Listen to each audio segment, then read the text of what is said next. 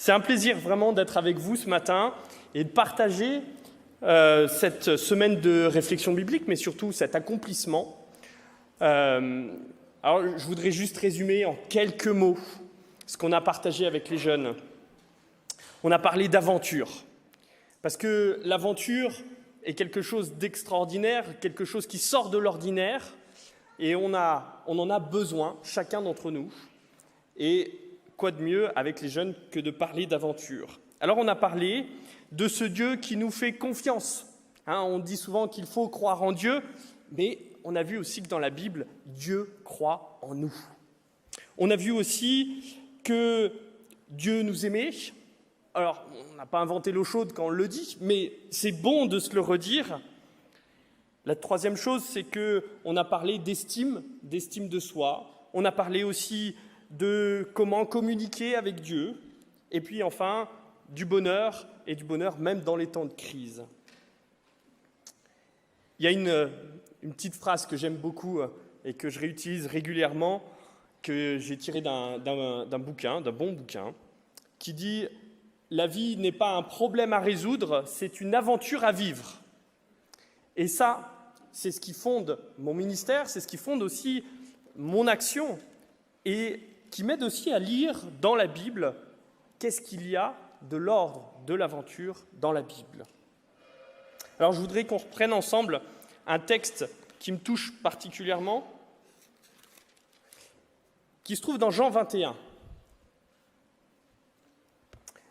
Nous sommes avec le fameux Pierre. Alors je vous épargne cette fois les 3 fois où Jésus va reprendre et va lui dire qu'il l'aime et qu'il lui dit de paître son troupeau. C'est juste avant ce passage-là. Jean 21, verset 1. Après cela, Jésus se manifesta encore aux disciples sur la mer de Tibériade. Voici comment il se manifesta. Simon-Pierre, Thomas, appelé Didyme, Nathanaël de Cana en Galilée, les fils de Zébédée et 2 autres de ses disciples étaient ensemble. Simon-Pierre leur dit « Je vais pêcher. » Ils lui dirent « Nous allons nous aussi avec toi. » Ils sortirent et montèrent dans la barque. Cette nuit-là, ils ne prirent rien. Le matin venu, Jésus se trouva sur le rivage, mais les disciples ne savaient pas que c'était Jésus. Jésus leur dit « Enfants, n'avez-vous rien à manger ?» Il leur répondit « Non. » Il leur dit « Jetez le filet du côté droit de la barque, et vous trouverez. » Ils le jetèrent donc. Ils n'étaient plus capables de le retirer à cause de la grande quantité de poissons. Alors le disciple que Jésus aimait dit à Pierre « C'est le Seigneur !» Et dès que Simon-Pierre eut entendu que c'était le Seigneur, il mit son vêtement, car il était nu, et se jeta dans la mer. On saute au verset 9. Lorsqu'ils furent descendus à terre, ils virent là un brasier du poisson posé dessus et du pain. Jésus leur dit « Apportez des poissons que vous venez de prendre. » Et on va s'arrêter là. C'est un moment particulier de la vie de Pierre. Je me mets à sa place encore une fois, je ne peux pas faire autrement. Pierre vient de voir son maître mourir. Il vient de voir aussi qu'il est ressuscité. Et vous comprenez que dans sa tête, il y a plein de questions qui se posent. Ils avaient une image du Christ, et cette mort et cette résurrection chamboulent tout. Comment repenser tout cela? Et on imagine bien qu'il est en train de ruminer tout cela, toute cette vie qu'il a vécue avec Jésus, ces 3 ans, cette mort, cette résurrection, ces événements tragiques.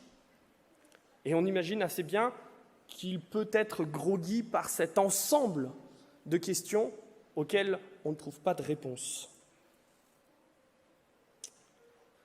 Et vous pouvez peut-être vous aussi vivre ces mêmes instants dans votre vie, des moments où il y a plein de choses qui se passent et pourtant on ne sait comment y répondre. On ne sait pas quelle réponse apporter. On ne sait pas quel chemin emprunter pour trouver une résolution. On a des vrais questionnements et parfois aucune réponse. Et face à cela, Pierre comme beaucoup, est obligé de faire une chose, c'est de travailler. Quand l'esprit ne marche plus, il y a besoin de se mettre en marche, de faire quelque chose. Et là, en l'occurrence, il revient à ce qu'il a l'habitude de faire. C'est un pêcheur, il revient à son boulot. Je vais bosser pour apaiser, à un moment donné, le surplus de questions qu'il y a. Vous le comprenez, c'est une grosse remise en question. Et on peut reprendre un tout petit peu la vie de Pierre.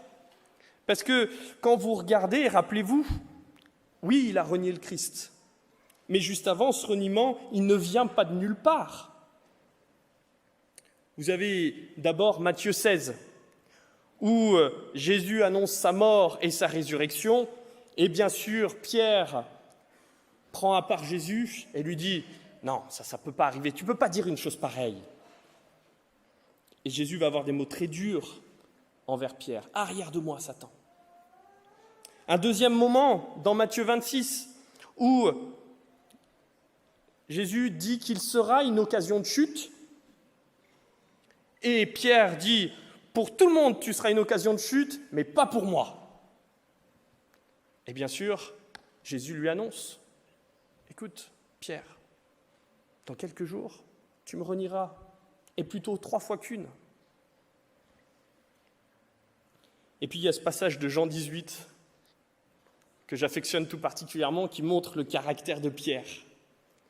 Vous le connaissez aussi. À Gethsémanée, quand les gardes viennent prendre Jésus, Pierre sort son épée et tranche l'oreille.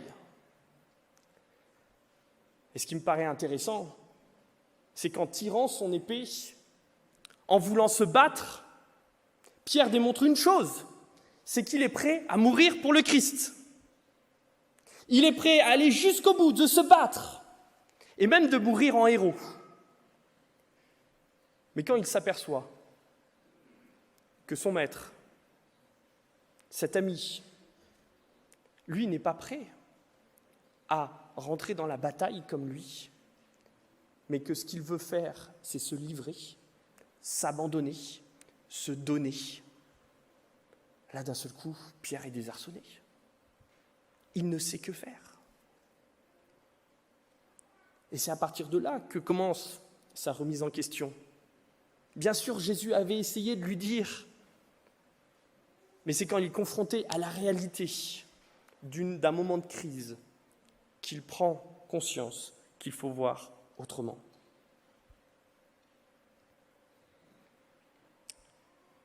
Et à ce moment-là, de Jean 21, et je reviens au texte qu'on étudie ce matin, j'imagine bien ce Pierre, complètement groggy,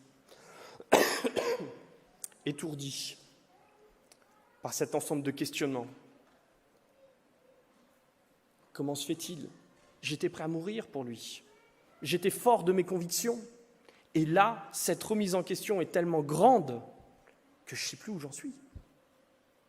Je ne sais plus vers quoi il faut aller.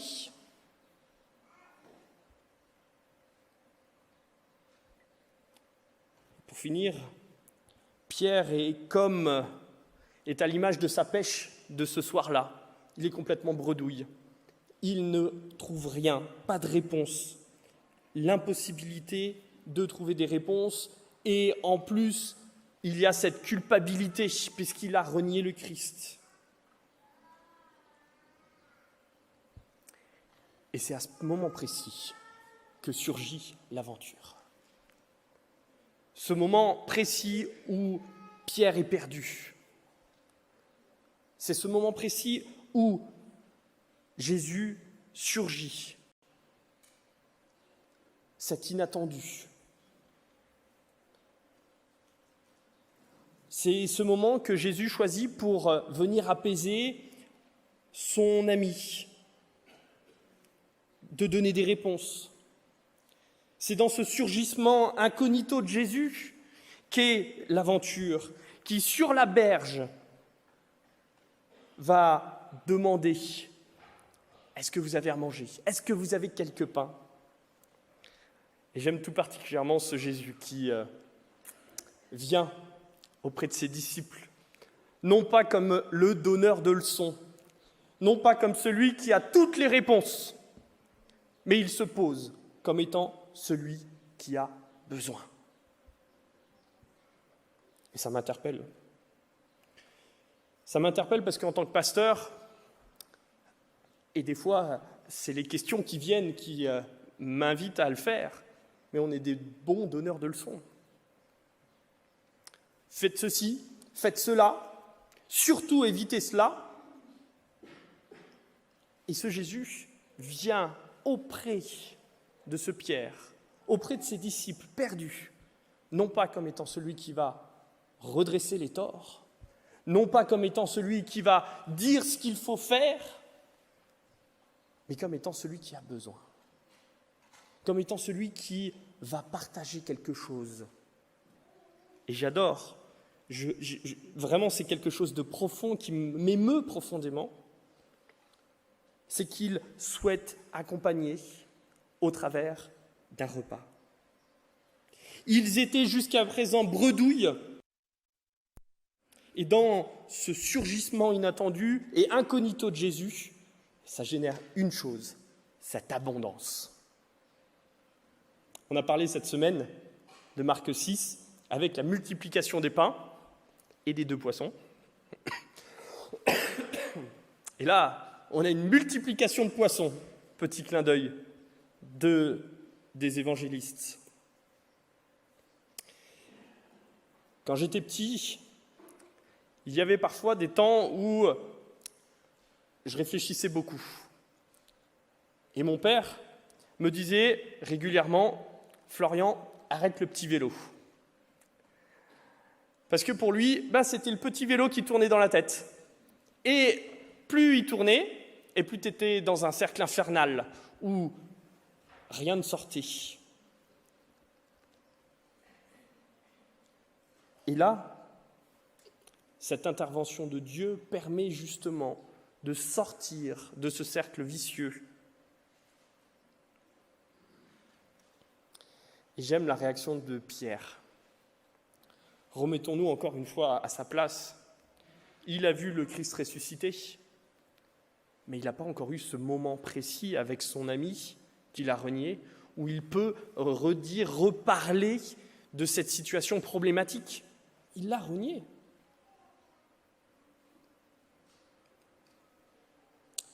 Et face à la culpabilité, nous avons deux manières de faire.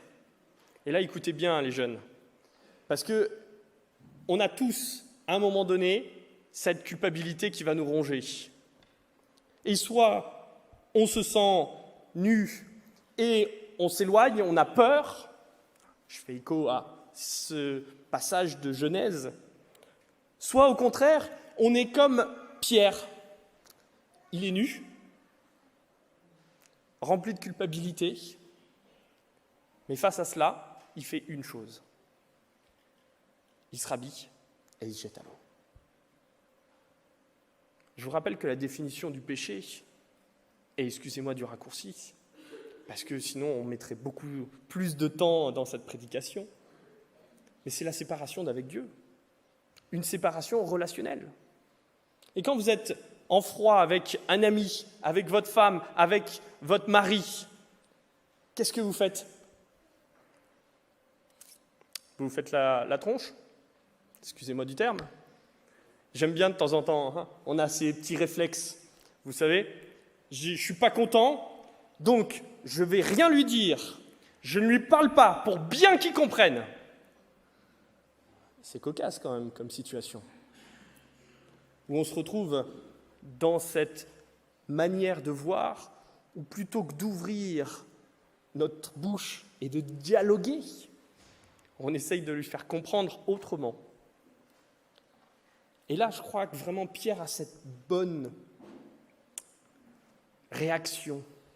Cette réaction qui est de se jeter à l'eau et d'aller retrouver son ami. Il pourrait avoir peur du tête-à-tête avec lui. Il l'a renié. Et pourtant, il se jette à l'eau. C'est le Seigneur, celui qu'il aime. Et cette vision, juste après, me réjouit. me réjouit grandement. Alors peut-être parce que j'aime manger, et manger surtout avec des amis. Mais qu'est-ce que j'aimerais être à la place des disciples, quoi. À ce moment précis, Jésus est en train de proposer un barbecue. Un barbecue avec du poisson grillé, des pains. Mais génial!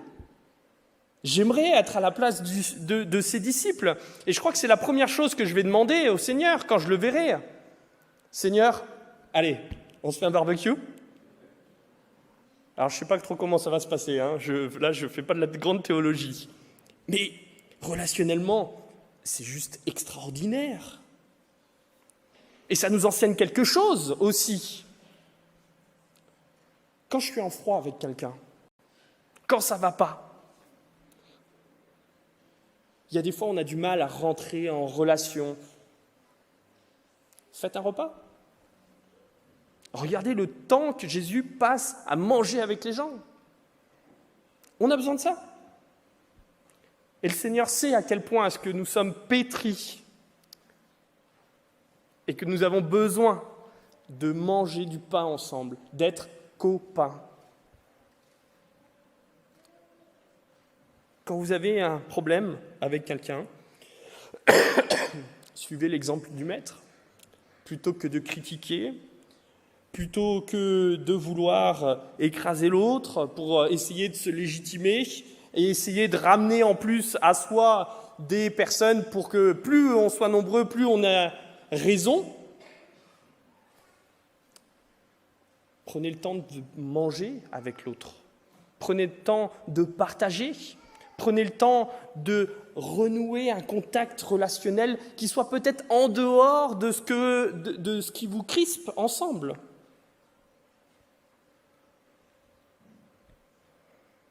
Et cette simplicité d'un barbecue au bord d'un lac de Tibériade le matin m'émeut. Et je me dis que nous avons là un cadeau merveilleux de la part du Seigneur qui nous invite à y voir là un Jésus qui renoue le contact. Il n'a pas encore abordé la problématique du reniement, il va le faire juste après. Mais d'abord, on pose ensemble, on mange ensemble. Et puis j'y vois aussi un Jésus qui s'intègre dans le quotidien, dans la simplicité de notre quotidien. L'aventure chrétienne, ce n'est pas un ensemble de concepts théologiques qu'il faut bien apprendre pour être sûr d'être dans la vérité. Alors oui, c'est important. Mais cette vérité ne servira à rien si elle ne s'ancre pas dans quelque chose de réel, de quotidien, de l'ordre du relationnel. Si vous voulez être des bons disciples, mangez avec les autres. Si vous voulez être des bons disciples, prenez le temps de renouer du contact. Si vous voulez être des bons disciples, prenez le temps de nourrir ces relations avec les autres. Et l'aventure, elle est là. L'aventure, elle est pleinement là. Elle est relationnelle. L'aventure avec Dieu, ce n'est pas un surcroît de puissance ou de force, sinon que la force de l'amour et que la puissance de la grâce. L'aventure avec Dieu, elle est relationnelle à Dieu, à moi-même et aux autres. Et cette relation, elle est teintée d'authenticité, de bienveillance, de grâce, de pardon, d'amour. Et c'est vrai que c'est un long chemin, difficile. Cette aventure avec Dieu, elle est aussi faite de remise en question, d'adaptation. Ne faites pas comme Pierre, qui est aveuglé par ses convictions, n'a pas pris conscience qu'il se jouait quelque chose de complètement différent sous ses yeux. Et l'aventure, c'est de pouvoir accueillir ce qui est. Accueillir cette différence qui parfois me dérange. accueillir l'inattendu. Alors j'ai utilisé une image assez souvent cette semaine, mais je vais la réutiliser parce que c'est juste pour le plaisir de partager encore une fois avec vous. Habitant en Gironde et à Bordeaux, l'océan n'est pas très très loin.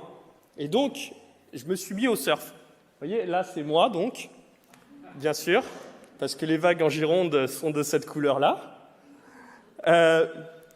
Et ce qui m'interpelle dans le surf, c'est quelque chose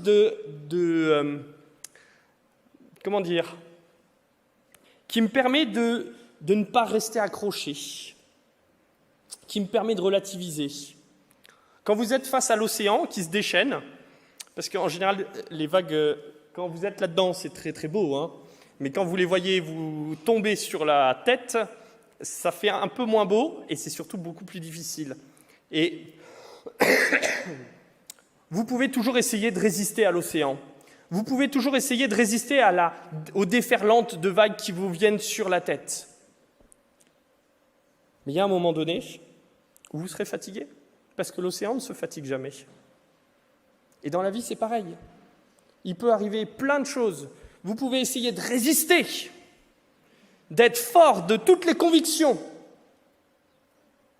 Et en même temps, ce qui m'interpelle dans le surf, c'est de dire, à un moment donné, plutôt que d'essayer de résister, d'être fort, de ne pas se prendre les vagues et d'être remporté sur le bord, le surf m'enseigne une chose, c'est de prendre la vague, de faire corps avec, de se lancer, de faire une conversion, se tourner dans l'autre sens et d'apprécier cette force qui m'emmène, qui m'entraîne dans une direction peut-être que je n'avais pas imaginée, mais qui m'aide à lâcher prise. L'aventure avec Dieu, elle est de cet ordre-là, de retrouver de la fluidité, de l'adaptation, qui me permet de prendre en compte les autres, ceux qui sont autour de moi, et de m'adapter en fonction des valeurs bibliques. Et toutes ces vagues qui vont venir dans votre vie, prenez-le dans le bon sens, plutôt que de les prendre sur un coin de la tête. Pendant cette semaine de réflexion biblique, et je vais conclure par ça, j'ai eu un petit moment d'envolée lyrique, et j'ai choisi chaque soir un petit poème prière. Et ce matin, encore une fois, je veux vous lire ce poème qui est en même temps une prière, me semble-t-il, et qui me semble être un résumé de l'aventure avec Dieu. Seigneur, merci. Oui, pardon.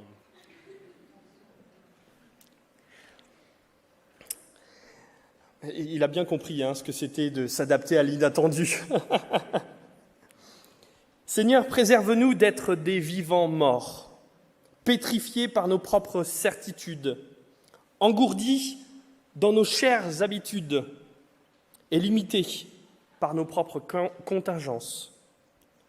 Morts encore de déserter, par paresse ou par vertige, l'éternité de ton mouvement, et de préférer nous fossiliser dans nos religiosités, morts de prétendre fixer une fois pour toutes. Plonge-nous tout entiers dans le courant de ta parole, afin que nous goûtions la vie que tu donnes et le déploiement de sa saveur en écho d'éternité, afin que tu nous entraînes au-delà de nos propres horizons, toi qui connais intimement les chemins du royaume. Que ton souffle ravive les braises de notre foi, que ces braises éclairent nos vies de ta confiance et que ta confiance consume le nerf de nos résistances.